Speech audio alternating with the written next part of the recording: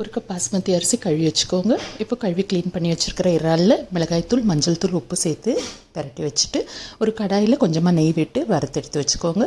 இப்போ சின்ன மிக்ஸி ஜாரில் பச்சை மிளகாய், கொத்தமல்லி, புதினாவும் சேர்த்து அரைச்சி வச்சுக்கோங்க. இப்போ ஒரு குக்கர் அடுப்பில் வச்சு எண்ணெய் ஊற்றி ஏலக்காய், பட்டை, லவங்கம், பிரிஞ்சி இலை, சோம்பு சேர்த்து பொரிஞ்சு வந்ததும் நீட்டு வாக்கில் வெட்டின வெங்காயத்தை வதக்கிக்கோங்க. தேவைக்கேற்ப உப்பும் இஞ்சி பூண்டு விழுதும் சேர்த்து நல்லா வதக்கிக்கோங்க.